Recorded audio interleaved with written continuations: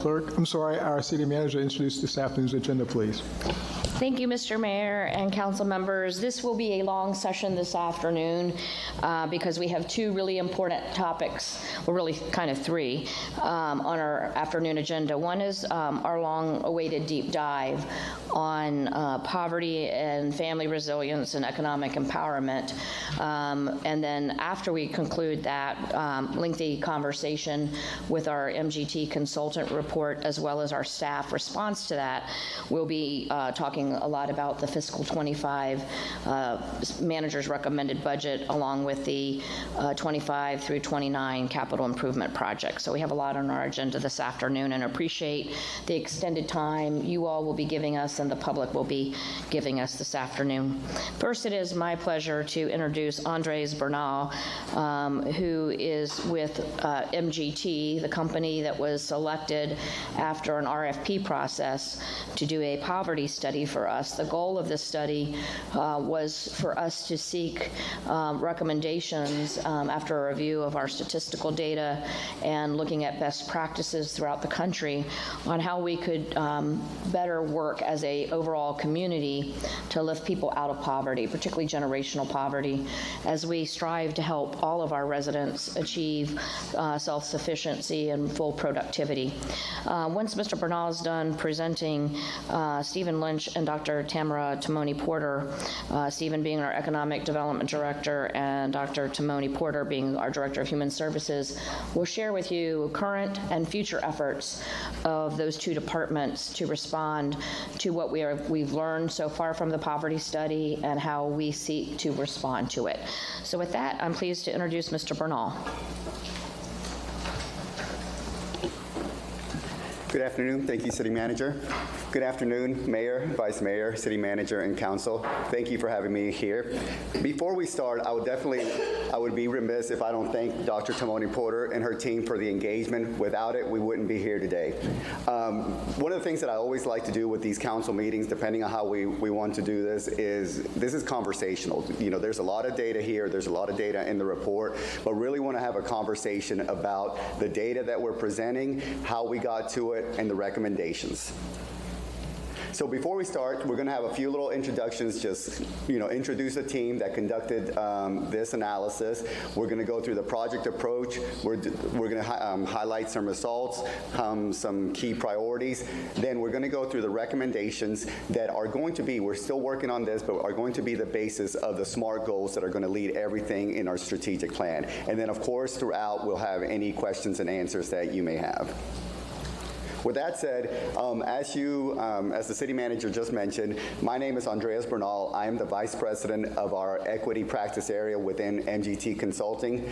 Just a little bit of a background. MGT Consulting is a public sector consulting firm. We have actually been around for a little bit over 48 years, almost 50 years.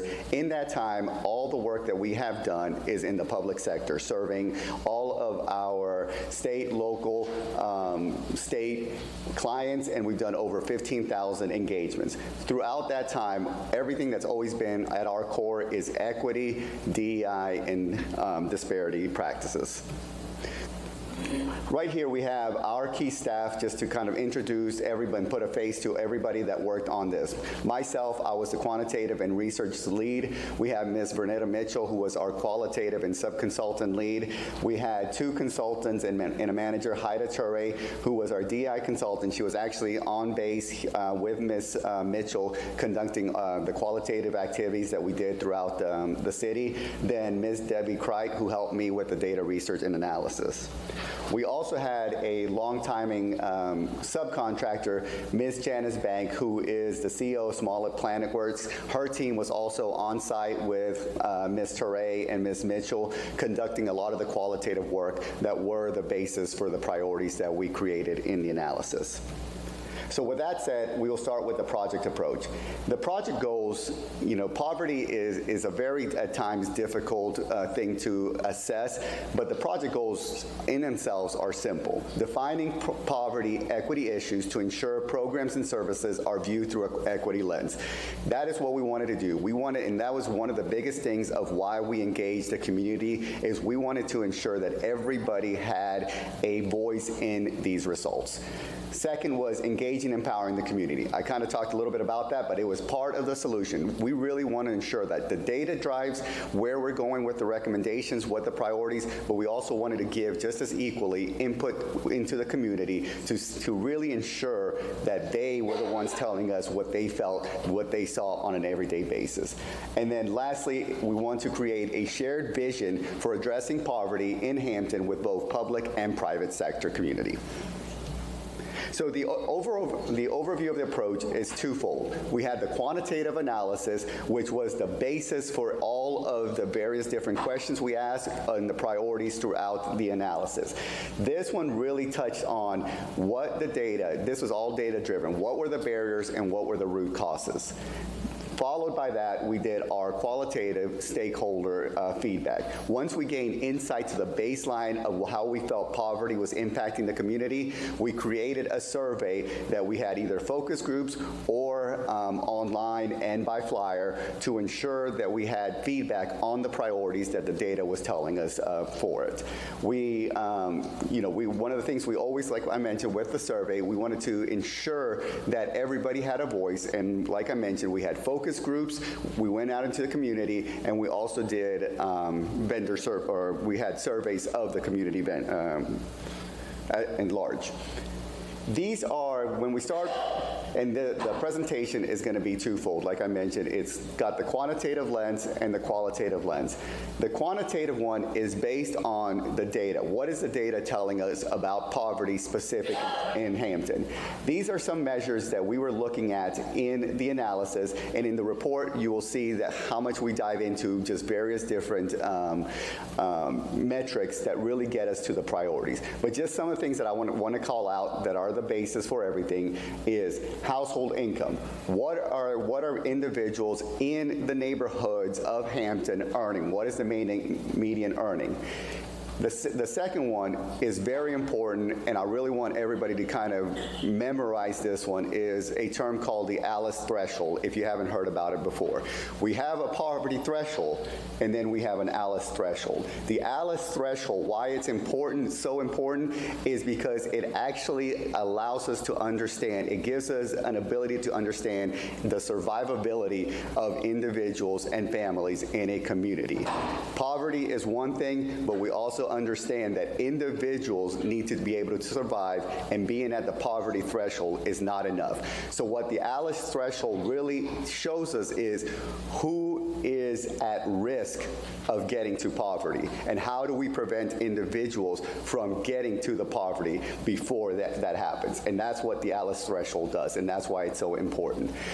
We, of course, looked at different demographic characteristics, but one thing I also want to foot stomp about is that, strictly speaking, family and individual characteristics do not cause poverty. That I want to make sure that everybody kind of keeps in their mind. But we did look at family size, gender, race, ethnicity, marital status, educational achievement, and all of that data was from the ACS PUM census data, which they look at actual census tracts. Census tracts equals neighborhoods. We looked at the neighborhood of residents to really understand where are some of the issues with poverty throughout the Hampton community. And then, of course, you'll see home values as well. So with that kind of framework, let's talk a little bit about, after I talk about this stakeholder, we'll talk a little bit about the actual results.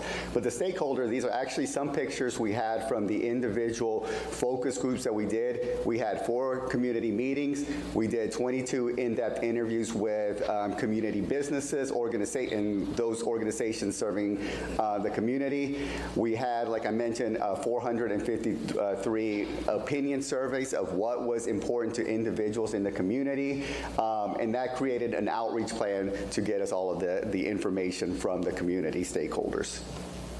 So now the results. So like I mentioned, we're going to start with the quantitative part of it. This is what the data is telling us that leads us to the qualitative and the priorities.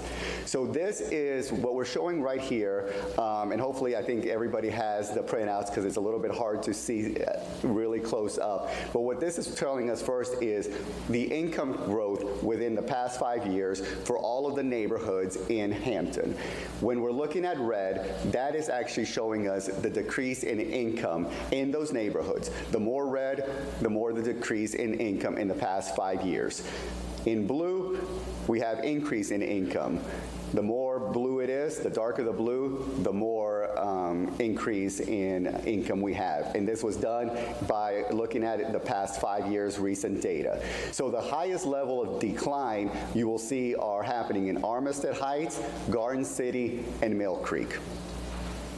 So one of the things that we're doing is trying to show a landscape of where some of the issues are happening in the neighborhoods, because that's going to lead to some of the recommendation and the SMART goals that we deliver.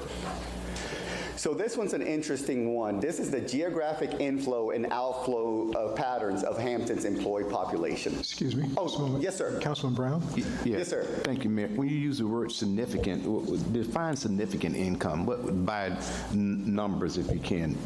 When we're talking about, in this one? Yeah. Okay, when we're talking about significant, and you'll see a lot of it when we look at the ALICE threshold, is what is the average compared, and everything that you'll see is average compared to state levels. So when we talk about significant, is it above the state level averages for Hampton or below that? So you don't compare from city to city?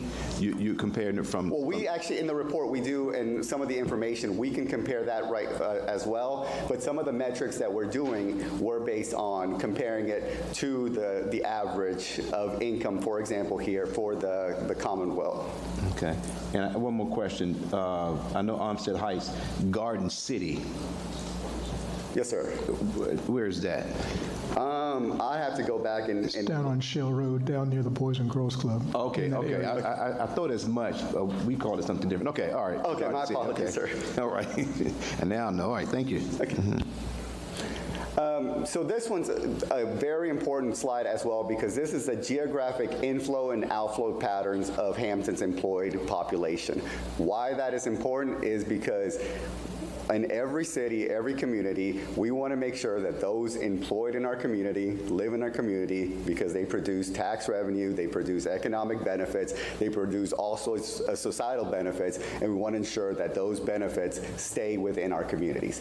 So what this is showing is, for example, employed in our Hampton area are actually, a majority of individuals are living outside of the area. From this graph, which was done in 2021, 73% of those that are employed in the Hampton region actually live outside. Now, the same in the converse, those that are actually living in the Hampton region actually are employed outside. So a majority of individuals that live in Hampton, 76%, are employed outside. What does that mean? There's not a lot of tax revenue to stay here, which is causing a lot of the societal effects that we see with poverty. So this is one of the other slides that we want to show now based on, and this is going to lead us to some of the recommendations, because a lot of the recommendations are on creating mobile hubs and neighborhood community centers that will allow us to provide the services that we are recommending. So this is a median household income by census tract based on the poverty. So once again, we're talking about the ALICE threshold. What this is showing is that 11 Hampton neighborhoods with a median household income below ALICE threshold are in yellow, and then there are 8 neighborhoods with the median household at 150% of or more of the ALICE threshold. So those in green in the northern areas are more of the affluent neighborhoods, And those in yellow, which is more of the downtown area, are the ones that are at Alice threshold or below Alice threshold. And this includes Hampton University as Excuse me well. one more time. Councilman Brown? Yeah, excuse me, I hate to keep interrupting you. Oh, no, but, sir. You said it's an interactive conversation. Yes. The Alice threshold, I know what Alice means. Well, so what's the median income in terms of the Alice threshold? You say they It was were living- 35,000 for 35,000. Yes, sir. 35,000 for this community. Okay, and how many in the household? One person in the household? I'd have to get back to it, but I believe it was about 4 individuals, 3 to 4. 4 individuals? 3 to 4 individuals considered a household. Okay, thank you. Councilman Hobbs? May I piggyback on that for a second? On the green section, what is the median income of those households? Let me see. I believe you called them more affluent. No, this was based on, and I need to look it back and actually get all of the information for that, and that's part of the report. But what we're saying with this is that they were looking at that 35, the Alice threshold, it was 150% of that. So the average, it would be roughly, I can do it. okay. But we do have the information as well if we want to do by the individual neighborhoods, not just the whole area in green. 52.5. So based on just simply the data, these are the 7 factors that are influencing household income in the Hampton area. We had educational preparation is one of the most important determinants of household income. We noticed that racial minority households were at a risk of having a lower income than a household headed by white Americans. Household headed by females also had a lower income than households led by males. Those households with greater number of children of minority age, 0 to 17, have lower income than households with fewer or no children. Homeowners were the least likely to experience poverty. Higher income levels, of course, were associated with higher age respondents, and households headed by married individuals have higher income than those led by those who were married. At the end of the day, what all of the data was showing us is that unfortunately, single-family head households with number of children in minority were at the risk of being below the poverty line and below Alice threshold. So from that, we created our survey, and we went out into the community to really gather what they felt and see if what we were seeing from the data was in fact what was being witnessed and being affected in the community. So the highest priorities that when we had our community observations, and these are themes, was availability of quality, affordable housing. Everywhere we went, regardless of the survey or the focus groups, that was one of the biggest ones, was the availability of quality, affordable housing. Availability of a living wage, that is the threshold, that is the Alice threshold we're talking about. That was one of the biggest observations everybody had. Access to mental health care, homelessness, crime rates in many of these lower Alice threshold communities, funding for K-12, out-of-school programs for youth, and universal infant pre-kindergarten child care. So it's important to think about these because these are going to lead to many of the recommendations that we have, that we're trying to encompass and put everything together, because one of the observations that isn't up here, but it was an issue for many individuals, is not knowing what services were out there, or what services, if there was a central place to understand what services are available for individuals of need. So this is kind of what I would consider the aha kind of finding slide. What this is showing us is the top 11 impoverished communities that we should really focus if we want to alleviate poverty. What we see here is from downtown to Coliseum and Pine Chapel are the percentage of households under Alice. What we have compared to the right is the low to average income growth passed in the 5 years, low school ratings, and then high crime ratings. The question is, how do we compare low school ratings? What is that being compared to? What that actually is being compared is there's a medium average based on the state. So the state has a medium average that all cities are compared to. So there's an average of the rating for schools. And in the Hampton community, the neighborhoods are tracked on, based on that average, where they meet. Are they lower than that average or are they higher? And these communities, you can see, are either at the lowest or very low. And the same thing for high crime rates. It's what is the average in the Commonwealth, and then comparing that to the neighborhoods are either above the crime rate or below the crime rate. And you can tell once again that crime rates here are an issue to these communities. City Manager? I'm sorry to interrupt. No, yes, ma'am. I just feel compelled because all of our schools are fully accredited, and our schools have been outperforming the region and the state metrics. So how could it be then that some of these neighborhood census tracts are showing at low, lowest, or very low?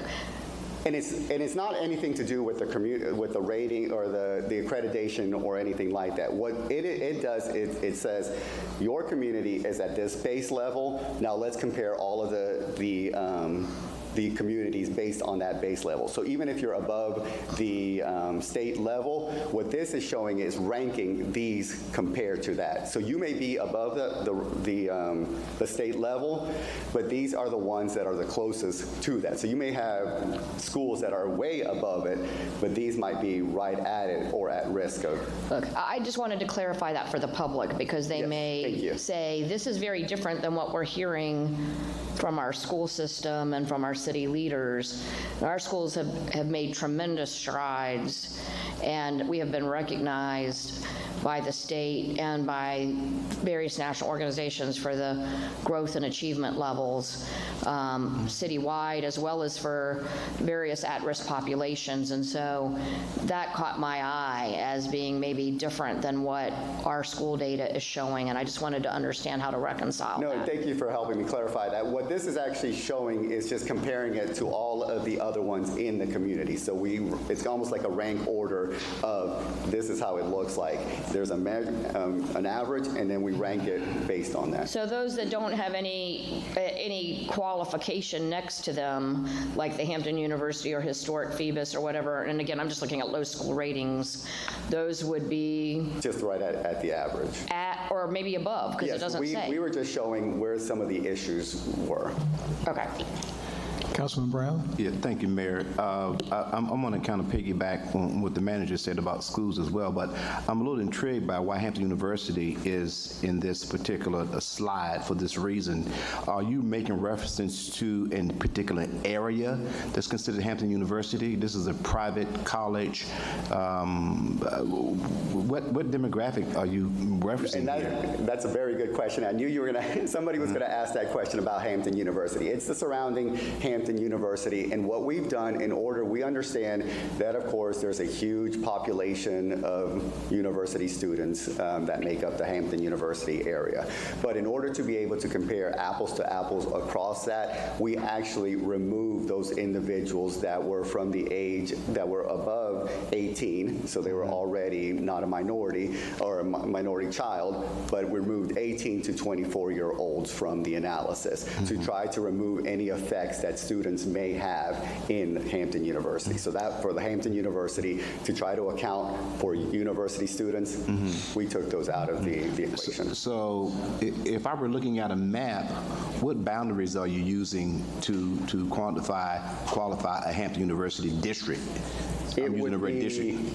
This would be basically, it's a census tract, so right here would be the definitions, and if I'm not mistaken, I believe it's 114, around 119, 109 is a university. But this is based on census tracts that we would consider neighborhoods. So, Mayor, I apologize for this long conversation, but I'm concerned because is this based on census tract information, which you said it was, or is it based on talking with residents, having your meetings in the community, and how you engage all of your information here? Or is it based on the census tract that, you kind of tells you what the income is, what the ALICE threshold is, blah, blah, whatever. So I'm just trying to figure out. So half of it is based on what you just mentioned. It's the quantitative side of it. It is what is the data telling us? What is the census data telling us? What is the crime rates telling us? That is one side. And once we understood what we felt were impacting the community, we used that information to go out and ask those questions of the neighborhood residents. So we went to the neighborhood residents once we understood the actual data itself. Attorney Bond. Thank you. Just for the public who may be watching or who may look at the study later, when we were working with MGT on this, a lot of times they had references to neighborhoods. And of course, neighborhoods mean different things to different people and the boundaries are different. Just to make clear that these are, in fact, the census tracts. And so some of the names that we associate with it are not the names that colloquially people use for those neighborhoods. And a census tract may encompass a number of different neighborhoods that we have. And those different neighborhoods may be in different places. They may experience very different things when it comes to poverty. And so just as people are looking at this, I wanted to make that clear for the public that the census tracts are larger than just what we normally think of as neighborhoods locally. Thank you, sir. Vice Mayor Gray. Yeah, and on the point of census tracts, then could you explain why you use census tracts to measure data and what the importance of that is to your study? To go back to it, like I said, we need a basis for everything that we do. We need to have a baseline. Census does not, in many ways, go to the granularity to be able to get the data for it. They do census tracts. Census tracts is the best metric to give us the ability to look at income, to look at demographics, to look at educational attainment. So it's the best ability to kind of almost compare it to the neighborhoods that we have. Excuse me, Councilwoman Harper.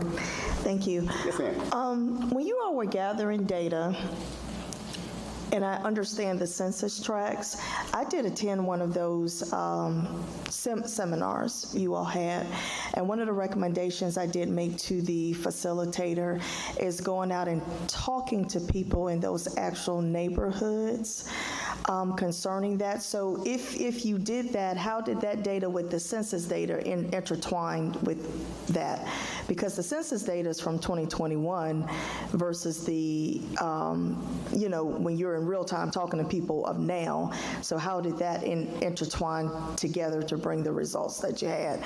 And that is actually what led us to the priorities, the highest priorities that we have, the community observations, is we understand that census data, unfortunately, at many times is not real time when it's at this granularity level. It has a little bit of a lagway. So the most recent data is, of course, 2021 that gave us all of the demographics that we were looking for.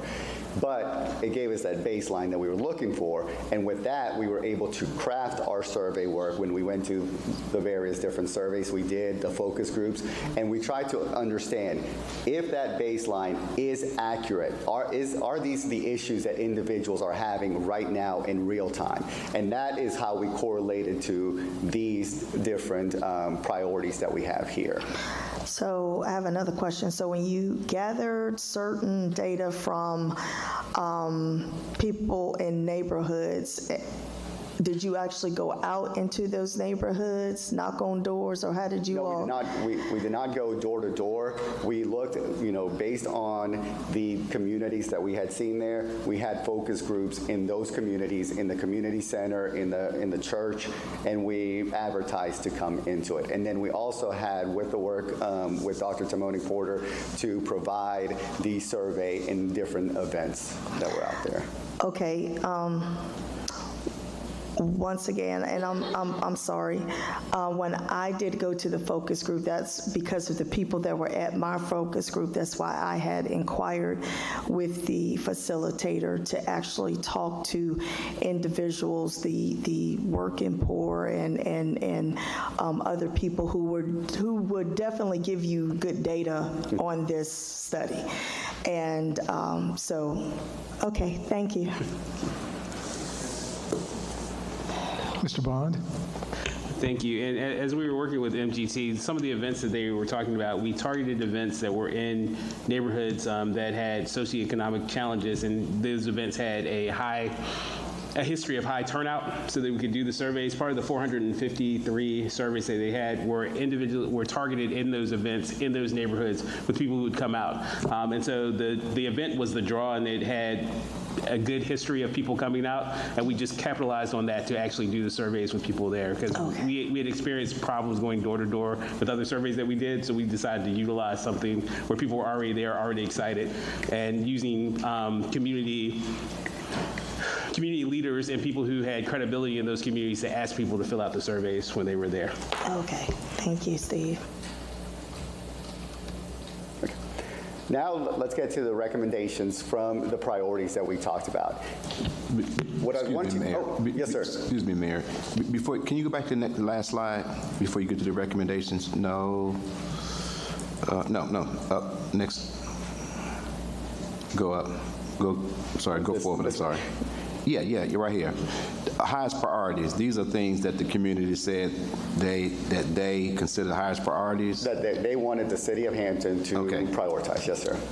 I want to just say this, that when you look at funding for quality K-12 education, as a city, as a council, we have always fully funded K-12 education, much higher than the state formula is. We do it every year. We try to give them as much money as we can because we got all accredited schools. And so I'm just trying to figure out how you came to that conclusion. And the other one is with mental health. We have the #1 community services board in the Commonwealth of Virginia. There are 40. We rank #1 in the region for mental health services, resources, whatever those needs are in terms of mental health or substance use disorders or whatever. We have, an agency that is it certainly is not a subdivision of Virginia, but it's a local government. It's an extension of local government. So I'm trying to figure out where did this data come from based on the education funding and the mental health. I understand homelessness because there's a problem around the country with that. But some of these other things, I just, even with preschool programs and our school program, I'm not trying to look at everything you're doing here and say it's all wrong. I'm not saying that. I'm simply saying that we rank very high in providing these services for our community. I'm just trying to figure out what was the sampling of surveys that came to this conclusion. That's what I'm trying to say. And like Mr. Bonds had mentioned, this is based on not only the focus groups getting the themes, but also 453 surveys. The thing to note, though, is that this is qualitative data. This is not necessarily statistical, quantitative, audited data. This is qualitative, and that's the perception of the community. So you're right. There is a lot of work that's being done, but it's the perception.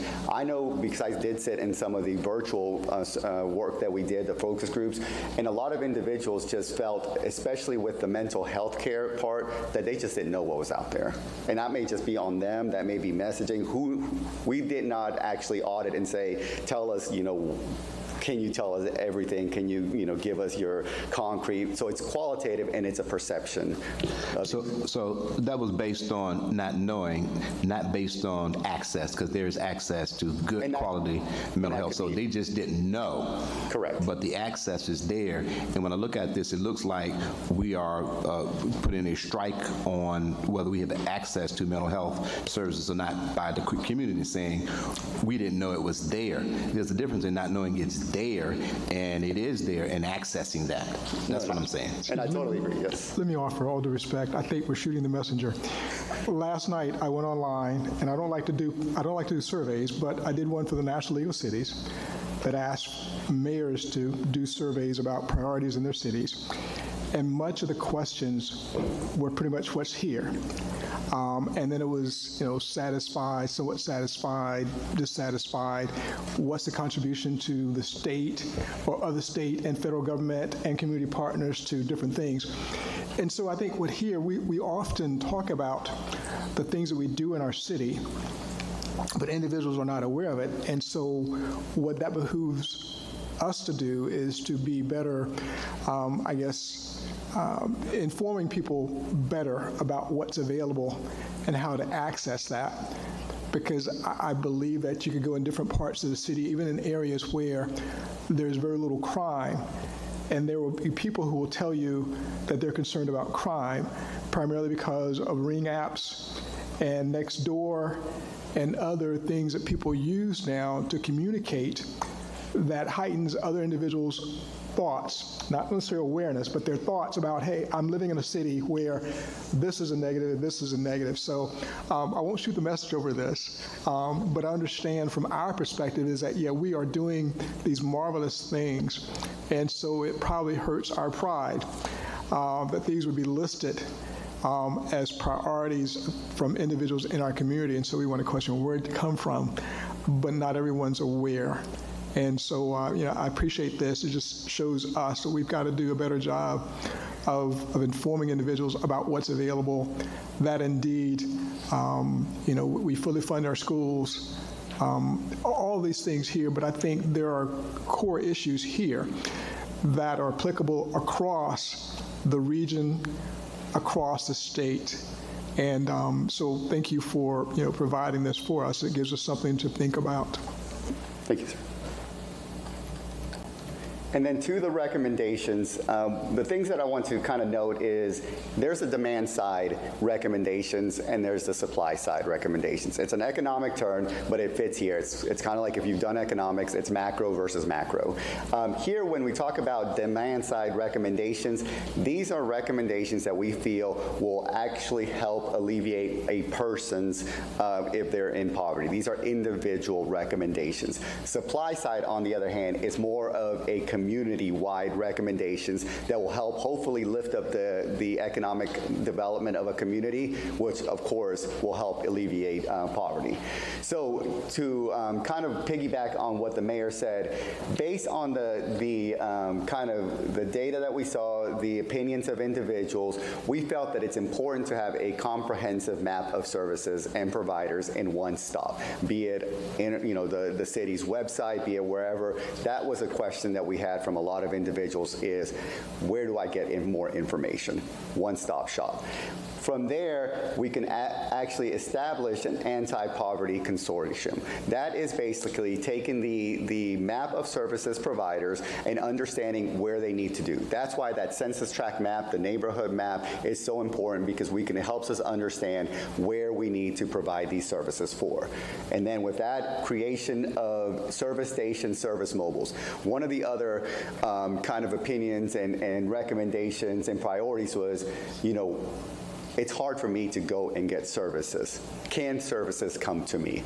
That is where we have the service stations. So it's all kind of a trickle-down effect of they understand where services are, we understand where they should be, we can provide those mobiles to them, and then that can actually lead us to creating community partnerships and what we call in many terms, and this actually was done in the city of Tallahassee, Florida, is a community school, where you go into it could be a school, it could be like YMCA or something that's not used all the time, and provide all of these services from the service mobile to any type of trade school information to financial information to everything in one community center. And it's already provided because you already have either the school that's not being used maybe in the summertime, the YMCA that maybe it's not used. You already have many of those places, and you can provide that maybe with the University of Hampton and create those community partnerships. One of the things, and we talked about, was also knowing, working with the criminal justice system to identify those mental health needs, and that was one of the things that a lot of people, individuals, the data says it, and a lot of people also thought was that there's a disconnect between the mental health and the criminal system, which leads to the homelessness that a lot of individuals were talking about. And now for the supply side recommendations, these are the recommendations that we're talking about economic development as a whole.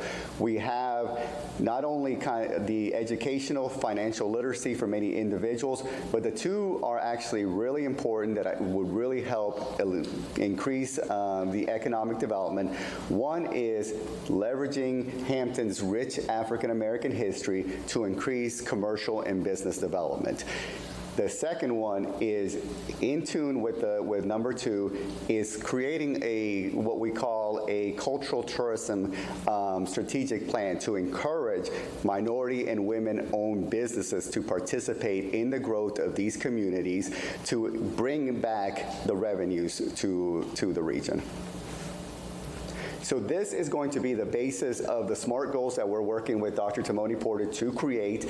And if anybody knows SMART goals, they're specific, measurable, achievable, relatable, and time sensitive. That is what SMART goals are, and that's what we're creating, but this is kind of the basis for the strategic plan. These are the recommendations I've already outlined, and then how quickly some of these can be issued out there. The map of services and provider, the resources, the anti-poverty consortium, all of that can actually be done in about 2 to 4 months. Number one is just understanding where all the services are coming from and putting them in one resource. Now, the service stations, mobiles, community partnerships, that takes a little bit longer. That could be 4 to 10 months to 4 to 12 months to accomplish. And then the supply side, that is leveraged with all of the different community partners, and takes a little bit longer, but like I said, it's a macro effect that builds up the community as a whole, and that can be done at minimum between starting at 1 month and about 1.5 years. With that said, I will open it to the council for any questions they may have. Actually, I think you may have absorbed all of them, but any other questions, comments from council? Yes. Councilman Brown? Yeah, I just had 2 other questions, sir. Yes, sir. Did you guys reach out to the court system here? No, we did not reach out. Okay, just I'm going back to mental health because we have a behavioral health court specifically to help persons who are having mental health challenges versus incarcerating them, getting them treatment and services. Understood. And if they do their treatment plan, then whatever charges they may have, not egregious charges, can be mitigated. The other thing is we also have a drug court combined with Newport News now that does similar. So, and mental health is an issue because we have CIT training, crisis intervention training for our police officers and first responders to mitigate and to de-escalate a situation where someone is having a mental health crisis. And so all of that can kind of play into some of the information that you guys would gather in moving forward. Now, I'm still just trying to digest, I mean, I'm reading the report, and I'll read it again. This first time I'm seeing it today, and I'll digest a little, may have some more questions. Yes, sir.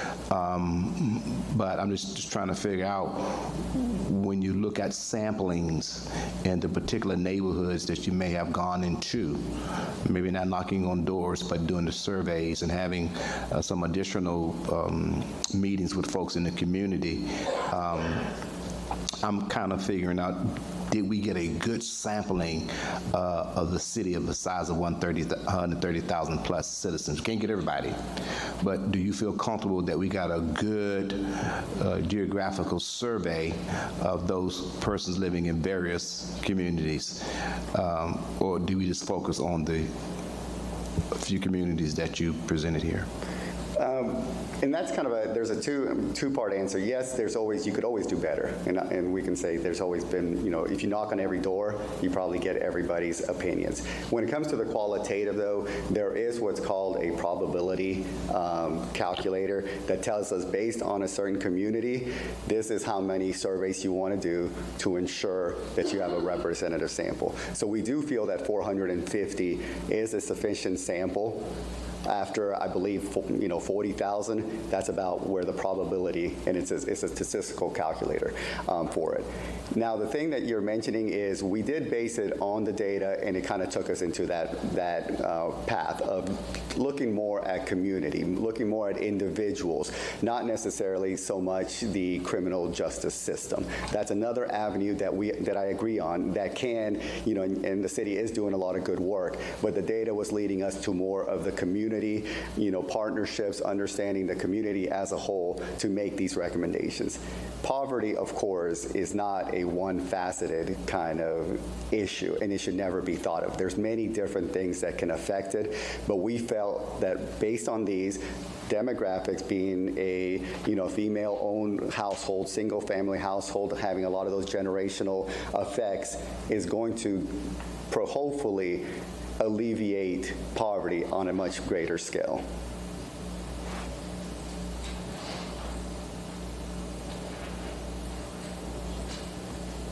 Vice Mayor Gray. Thank you, Mayor. Could you go back to your slide on community observations? Right there.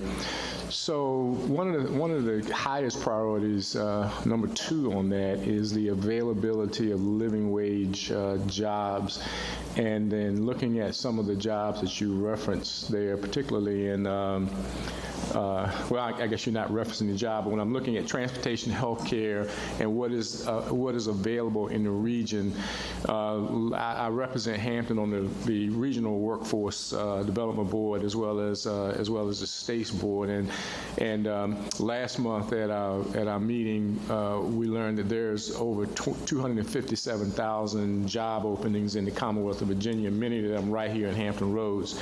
And so when we talk about getting people into living wage jobs, I would like to know your observations from the people you met with. Is how do we connect people to not only just the jobs but the training that leads to the jobs? Because earlier you mentioned that we needed to create a hub where people can come to one location and get the resources. Well, for job training, that hub is our Workforce Development Center, our New Horizons Educational Center, which does adult training, and then Virginia Peninsula Community College, which is adjacent to that. So everything you need in terms of getting the credentials you need to get higher wage employment is in a single location, and most of that can't be replicated in every neighborhood within the community.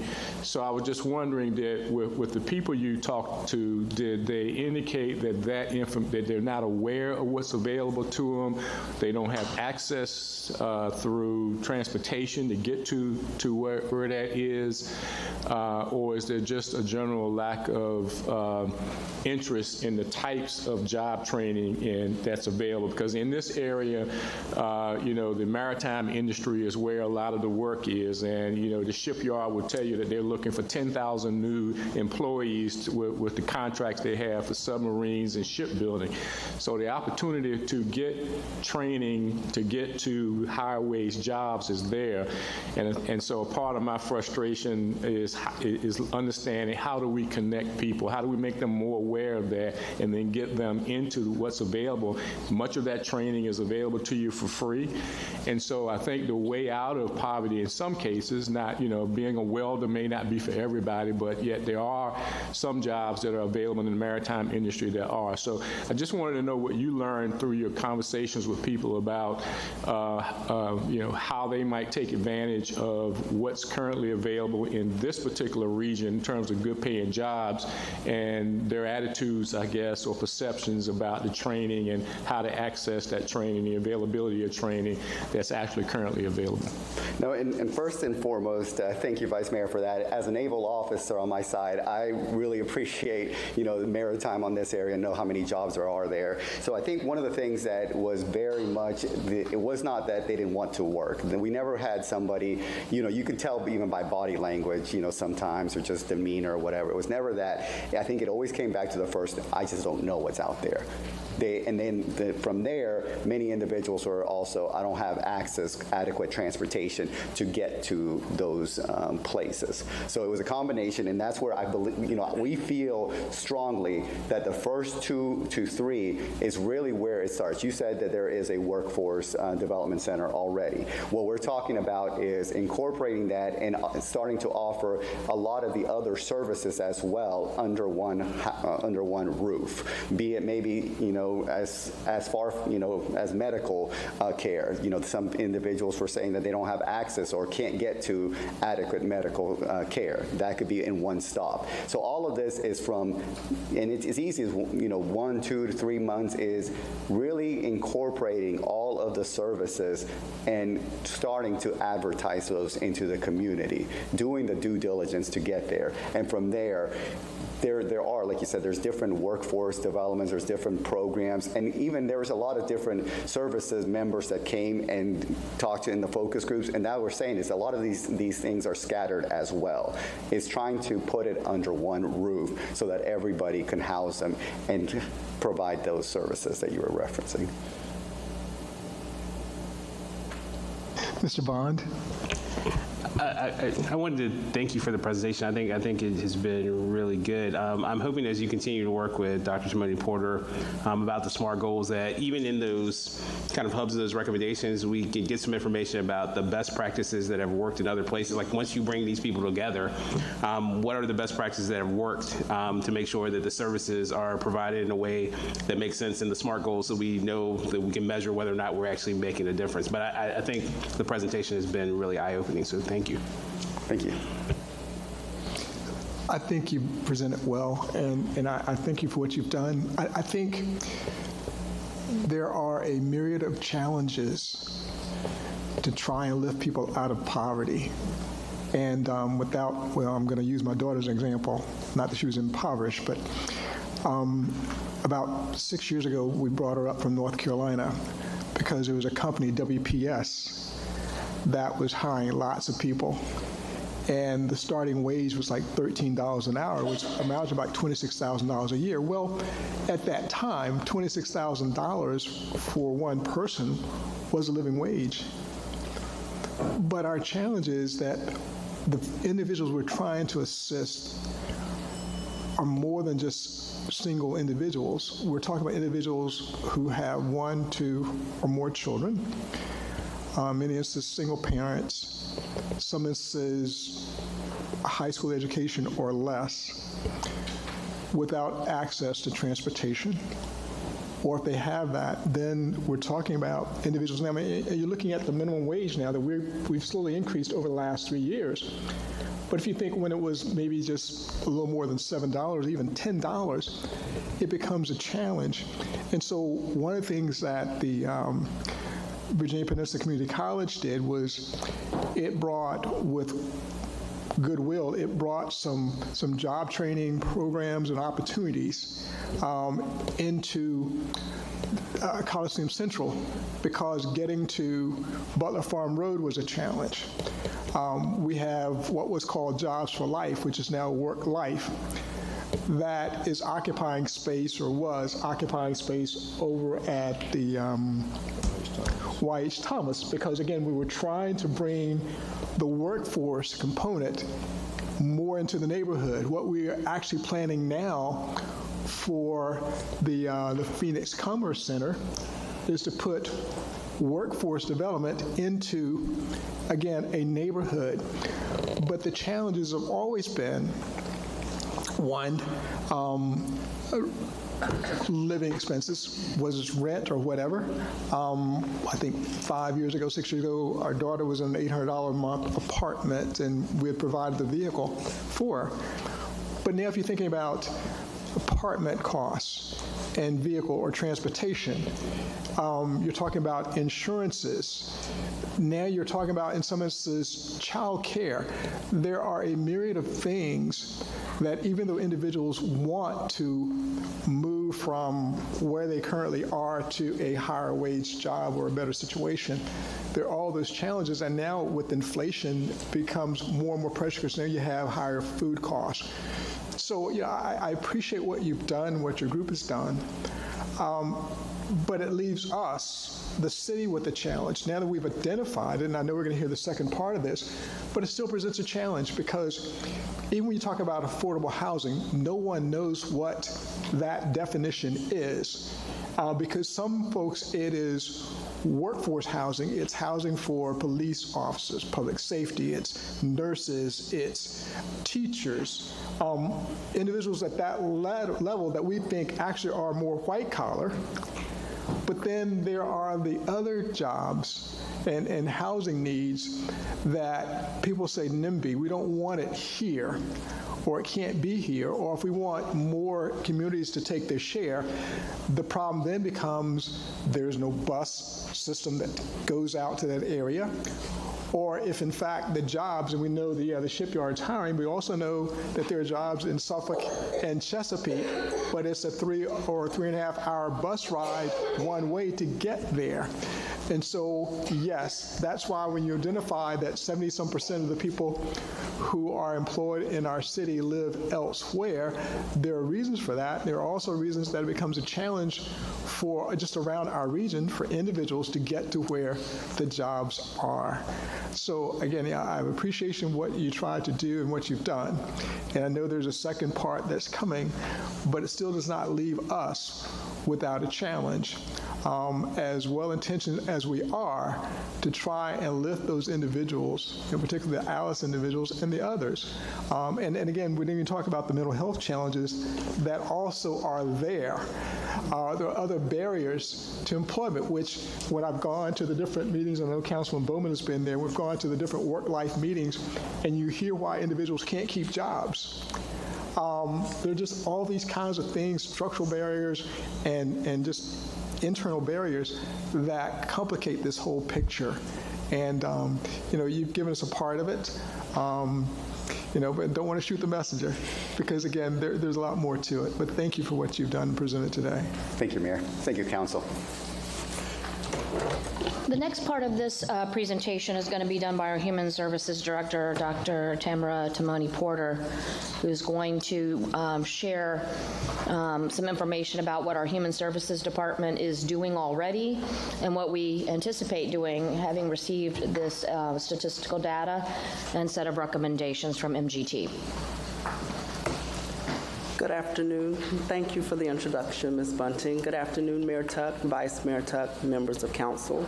I'm pleased to be with you this afternoon just to talk about some of the things that the department is already doing in response to the information that you just received from our poverty study.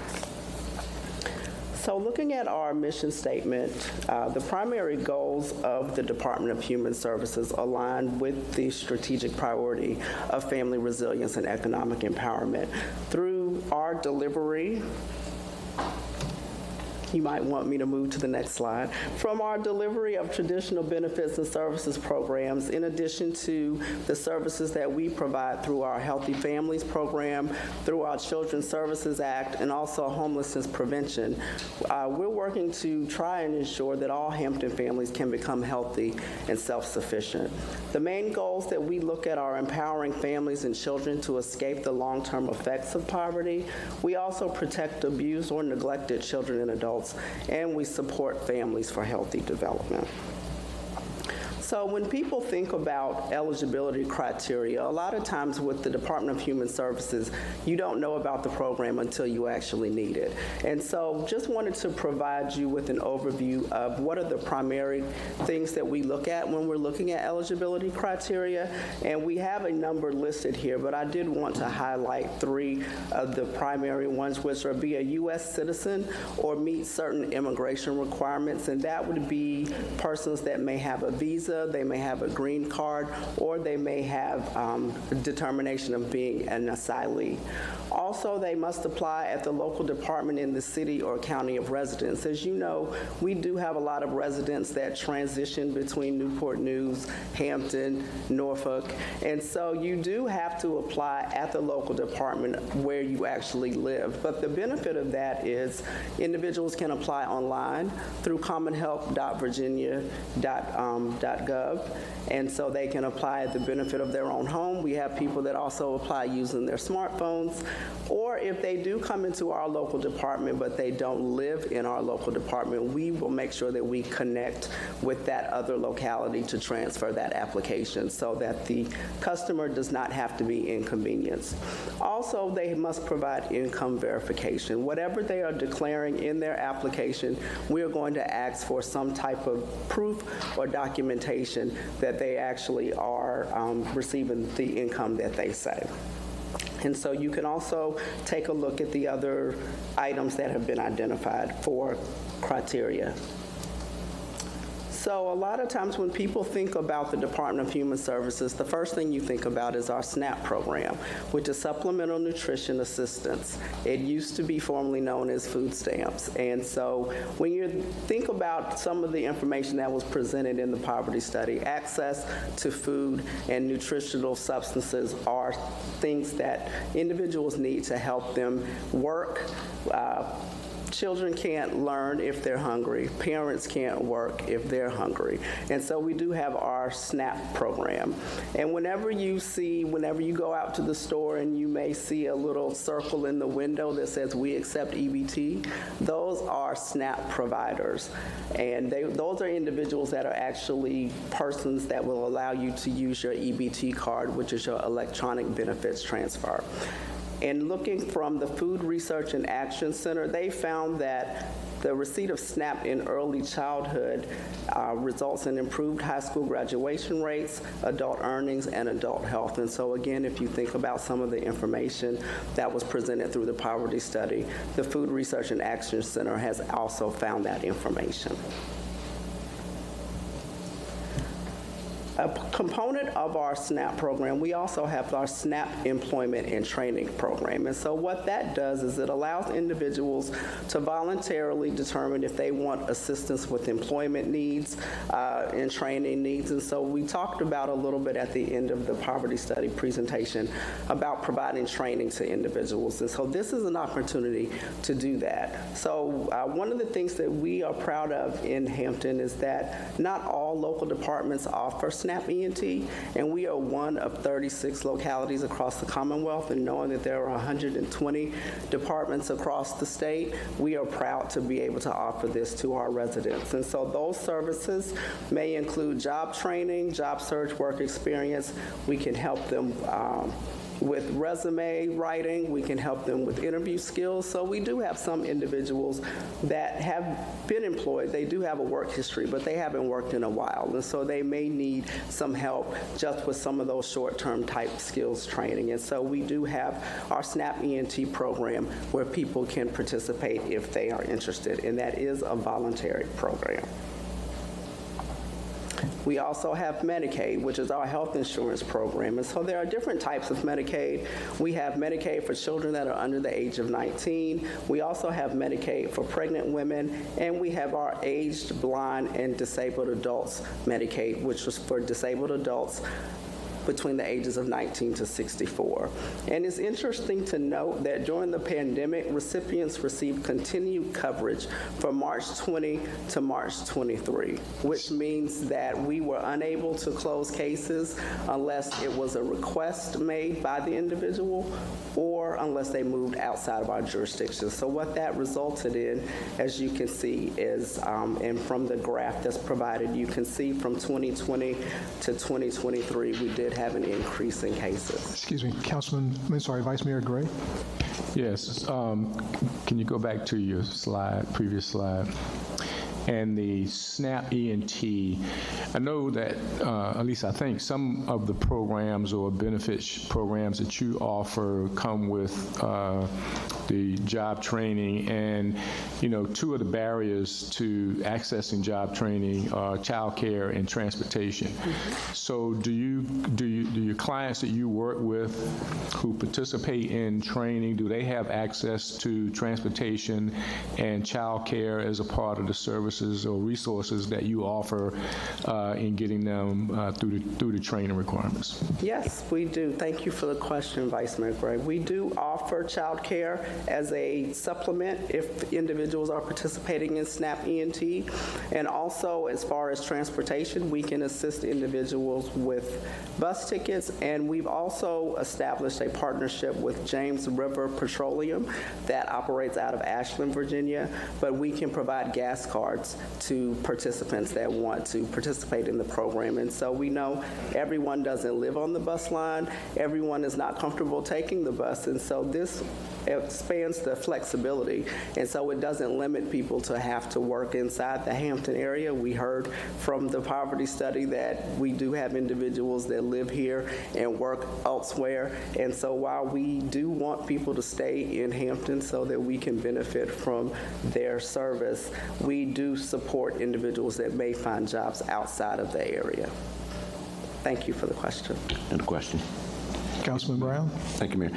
Dr. T, the Employment and Training Program, the SNAP ET, is that voluntary or involuntary? It's voluntary. Okay. And the other thing, in some programs, I know the state offered opportunities for agencies like yours to apply for grants to give participants stipends. Do you guys offer stipends with the benefit of a grant?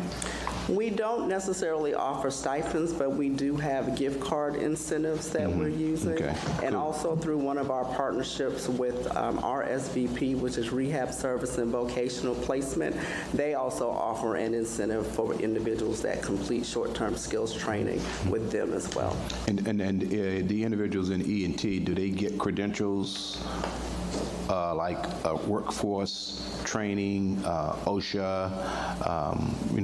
Do they get that kind of credential they need for a particular skilled job?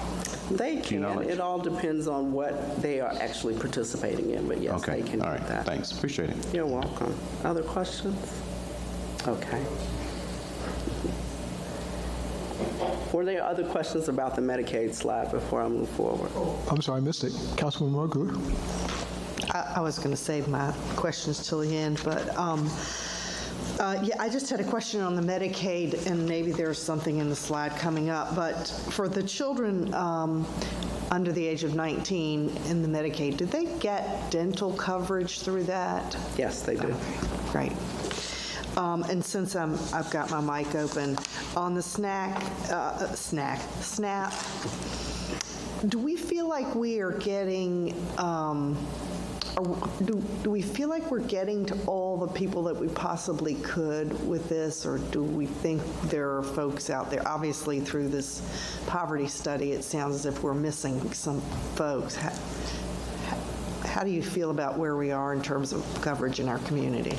Right. I think there's something where you look at the period of saturation, meaning how many persons are actually eligible to receive a service and how many people are actually receiving that service. And that is data that we have not collected, but it's something that we're interested in because that will help us target our efforts and to make sure, as you heard from the poverty study, making sure that people are aware of what's out there. And so that's a part of when we think about things we want to do in the future. That's definitely a data point that we want to cover.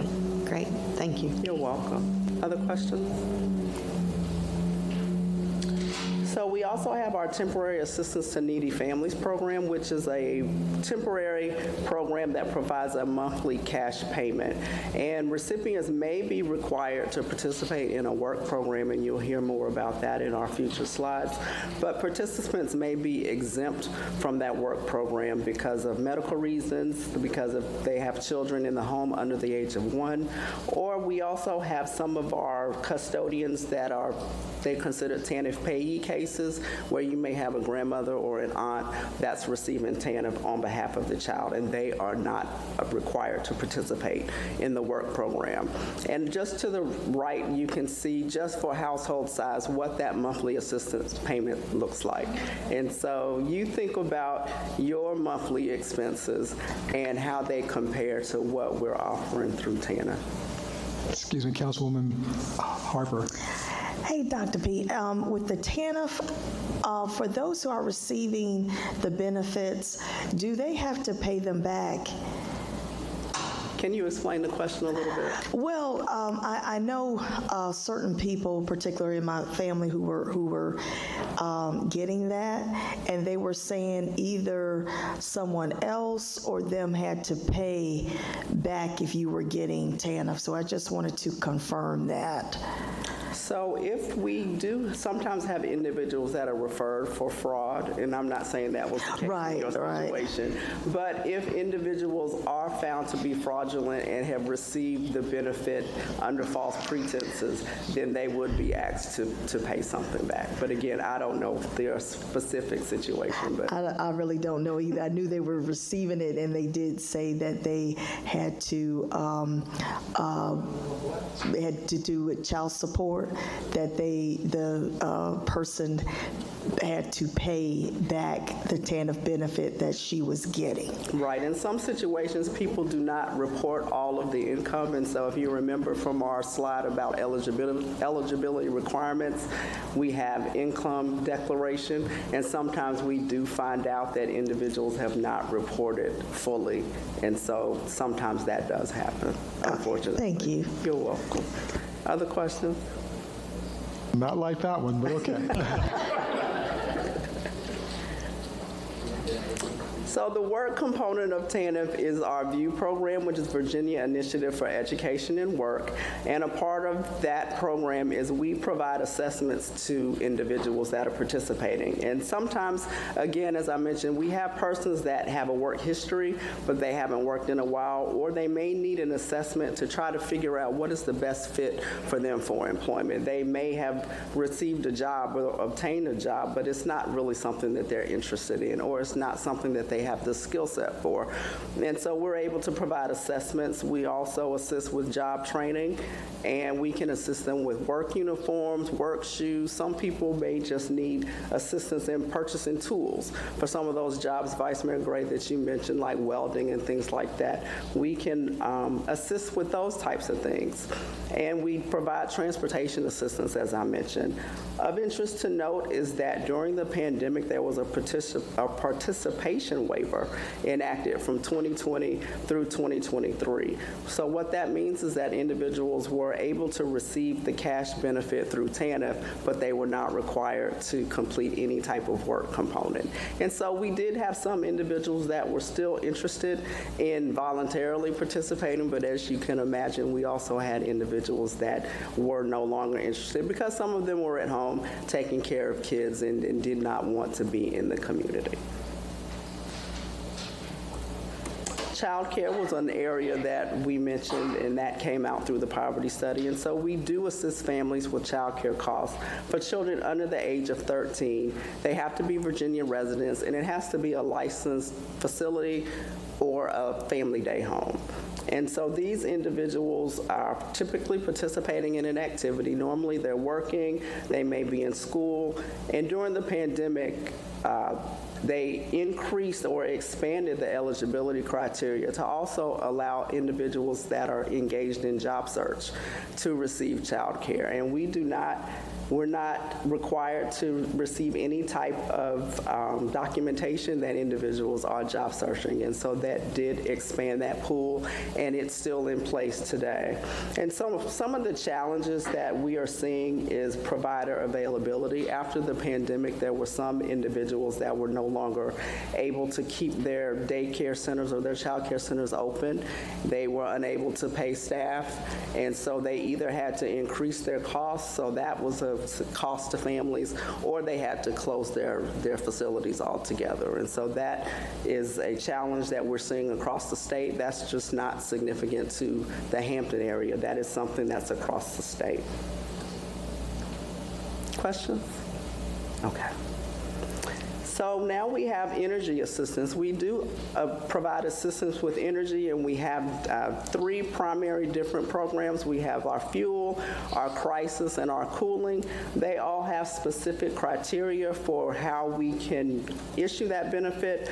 And also of note, if you look at the bottom, is when the applications are accepted. And so we know we need fuel, we need air conditioning, we need those things all year round. But based on the requirements that are established by the state, we are only able to accept applications during certain periods of time. And I want to draw your attention to the Performance of Income Payment Program, which is called the PIP program. And that's a new program that's been developed where eligible individuals pay a percentage of their gross income for energy costs. And all of you that have Dominion Energy are contributing to this particular program. So when you go home and have an opportunity, take a look at your energy bill. And if you see something that says PIP Universal Service Fee, that is to support this particular program. And that is something that was new, that was passed in the General Assembly during 2020 and 2021, and implementation began in January of 24. And so that's something that all of us are contributing to that have Dominion Energy. So we have our TAPT, which is our TANF Assessment and Planning Team, and this is a local initiative that was developed out of a need to see what can we do to help bridge the gap for individuals that may not necessarily qualify for government assistance, but they still need help. And so out of that was created the TANF, the TAPT program. And so for TAPT, those are individuals that are in the TANF, they're receiving TANF, but they're not required to participate in the work program. And also we have individuals that may be up to 200% of the federal poverty level, and they're interested in receiving assistance that way. And if you're trying to put it in a frame of context, a family of 4, the 200% of the federal poverty level is $62,400. And with the TAP program, what we do is persons can meet with a multidisciplinary team, and they can talk about their interests, their career goals, any barriers or challenges that they've had. That multidisciplinary team is made up of the Department of Human Services. It's made up of workforce development. We also have a participant of CSB that participates, as well as Healthy Families, to help them with any needs that they identify for their children or any barriers that they've had. And so after the completion of an initial assessment, individuals are eligible to receive up to $3,000 to assist them with housing needs. And we have seen where people are calling in, they need help paying those energy bills, they need help paying rent. And so if they do this initial assessment, they can receive up to $3,000. If the participant also completes some type of short-term skills training, after that they will be eligible for a second payment of up to $3,000. And again, those payments are paid directly to the vendors or to landlords or to paying for their bills. Another local initiative that we have is our BASE program, which is a balanced approach to success and empowerment. And where this program initiated from was that our juvenile court judge identified that he was seeing an increase in his truancy docket. And so in an effort to try to reduce those efforts, try to reduce that, the BASE program was created. And so we have social workers that are actually in these 8 elementary schools. And whenever you have students that have up to 3 unexcused absences, they are then referred to our BASE team so that someone can have a conversation, try to figure out what's going on, what needs the family may have to help support them in making sure that youth are going to school. And so we do find that this is a unique program across the state. Again, as we like to think about the efforts that we have as a department, we are really excited about the BASE program, and we see the benefits of how that is helping our community. And this is just an informational slide. Vice Mayor Gray. Just a quick question on the BASE program and Yes, the sir. truancy. Is it, and I know we have counselors in those schools that work with those parents to try to address truancy. But is that also available in other schools? I mean, do they get the same referrals even if they don't have this dedicated staff person to address it? Yes, the school system works with us to do that kind of thing. This is just an extra family service worker that we place there because these schools have had higher truancy rate. So you may recall, but for the benefit of the public, the way we started this program and the way schools were ultimately chosen is the juvenile district relations court judges and our human services department worked together to see where, if you look back far enough, which elementary schools were the ones that the most students who were coming before the court came from. And so that's how we've picked them. Over time, we've changed that dynamic by putting the extra resources there.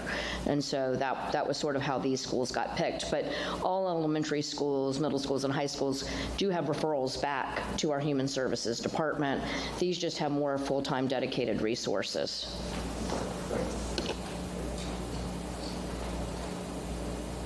We also have our Healthy Families Initiative, and I know many of you are familiar with Healthy Families because of the great work that they are currently doing to support parents and ensuring that educational stability, as we think about linking back to the poverty study, and we talked about educational stability and how that is a key indicator to future goals.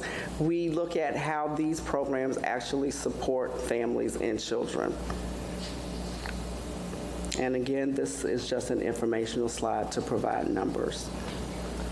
So we've talked a lot about the things that we're currently doing, and we like to think about opportunities for improvement in the area of 3 C's: our communication, our consistency, and our connection. As mentioned in the poverty study, we need to ensure that people are aware of the services that are being provided. There's a lot of work that's going into the community, but we need to make sure that people know how to find out and access information if they need it. And so we are really looking at rebranding our department to increase our visibility and accessibility. We are working with marketing to improve our website, to make sure that it's user-friendly, to make sure that it's informative, to make sure that when people go to the website, they know exactly where they're going and that it's easy to navigate. So those are some of the things that we're looking at. We're also looking at our consistency, ensuring that our practices and processes are consistent with federal, state, and city policies. And finally, we're looking at our connection. The main thing we are doing is we are looking about available funding to support emergency needs for housing and material assistance, because a lot of the calls that we get coming in are related solely to housing needs. I need help with my rent. I need help with my electric bill. And we're looking to leverage the available funding that we have that can support when people call in to meet those emergency needs. And so there is a lot of information on this slide, and I really just want to highlight a few of the partnerships that we have. We have a partnership with Workforce Development, in which you will hear more about that after my presentation when Mr. Lynch talks. I talked about our partnership with James River Petroleum in relation to the gas cards, and that really has increased the flexibility for people to get to the jobs, for them to get to their children as they need to.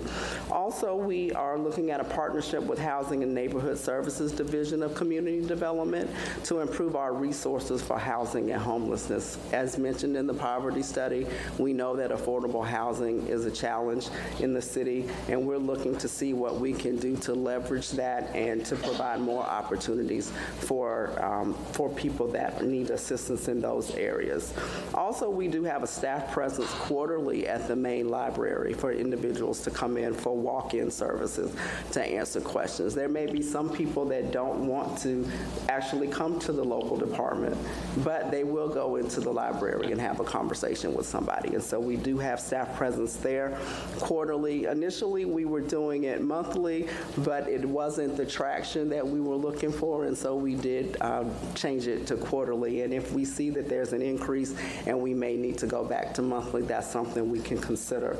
Also, we have a partnership with Tidewater Friends of Foster Care, and they support the needs of our children and families in foster care, and they provide tutoring to all of our kids that are in foster care. And so again, as we think about the poverty study and that link to education and educational stability, we do have that resource, and we're very excited about that partnership. And finally, we have our Learn Fair partnership, which is a partnership with Hampton City Schools, and it's a requirement for all TANF families for school attendance to be monitored. And whenever we see an increase in, I believe it's 5 absences, it may be 3, but I can confirm what that is. But whenever there are unexcused absences with our TANF students, those students are then referred to our Learn Fair program, and they meet with one of our case managers to talk about what are the barriers for them attending school and what are some needs and things that we can identify. And one success story from the Learn Fair program, we had an individual where it was a father that wasn't sending his child to school. And after talking with one of the case managers, he wasn't sending the child to school because he didn't have laundry detergent to wash the child's clothes and didn't want to send the child to school with dirty clothes. And so we were able to work with him, get him the detergent that he needed, and to improve that student's attendance. So that's something that we are excited about. And so looking at challenges, as mentioned previously in the poverty study discussion, poverty is a multi-layered problem, and it requires the support and the work of everybody. We're government, and there are certain things we can do, but there are certain things that people in the community can do because they have more flexibility, and it will take everybody working together to actually achieve this problem. And looking at our capacity and insufficient resources and an alignment of resources. There is a lot of good work that's going on in the City of Hampton, and we all need to partner together to look and see, make sure there's not a duplication of effort, and also identify any extending gaps. So with that, I would like to turn it over to any additional questions that you may have. Any questions or comments from council? Vice Mayor Gray? I guess my question might be for Mr. Bernal. Okay. And for Dr. Timothy Porter, you could stay too. But I wanted to ask, though, I mean, based on the research you did, and I know you indicated earlier, I mean, that your organization has done 15,000 projects. I'm assuming this was not your first poverty study, but looking at around the country where you've done this type of work before, I mean, what are best practices for moving people from poverty to, self-sufficiency, and those who have been able to move the needle in their communities when it comes to addressing poverty? And that's a great question. And I think part of what we're going to do with the SMART goals is providing a lot of those best practices as well. But some of the things that we've seen is really just access to understanding where these services are. There's so many great services that Dr. T has provided, but a lot of times the perception is I don't know where to get these. How do I, where do I get these services? I didn't even know there was. And it's funny because I did actually ask a question about that to one of the nonprofits. I forgot what the program was called, but it's part of the Commonwealth. There's a code for it. And I was like, are you aware that there's this resource out there for your constituents? And she was like, no, I wasn't even aware of it. And that's somebody who provides services. So like we always say, it's multifaceted, and every community is a little bit different. There's always, certain criteria that it is, but it starts with that access to the service. How do I know? How do I get that service from the government or from the nonprofit community? Question. And then I know one of the recommendations in here is that we do we kind of organize or create an anti-poverty consortium. And so what does that look like? Is that just a local task force of city departments and interested parties, nonprofits, or It's a partnership of not only, and I think there's been work to do that. It's not just one community partnership, it's getting the entire community, be it the government, be it the nonprofits, be it the university, be it private sector. It's getting all of those individuals on the same page to be able to get to these services. Thank you. Councilman Brown? Yeah, thank you, Mayor. Sir, just stay, please come back up. I have a question as it relates to best practices. The Vice Mayor jarred my memory on the question. Would you think one of the best practices would be to skill and reskill folks to get a job that pays more than the minimum wage? And the reason I ask is because a lot of times, especially during COVID, a lot of people were out of work, and a lot of companies did not reopen, and people who had jobs lost their jobs. And from the workforce perspective, you had to retrain and reskill for somebody else to do a different kind of job. Would that be one of the best practices to get people out of poverty into self-sufficiency? And I think you kind of hit it on the head on the nail when it comes to, we've seen a lot of different changes due to COVID, and that was one of the biggest ones, is retraining and being able to provide that service to individuals. This skill may not be, even technology, sometimes just takes away work, and being able to reskill the individuals to get to that and continue that learning. Yeah, and a question for Dr. T, and my final question. I know Steve's good at back cleanup, so just one more question. On a high level, can you speak a little bit to how we are helping homeless people in Hampton? So we do have a homelessness prevention program that has specific funds that are typically federal or grant-funded funds, which have limitations as to what we can do.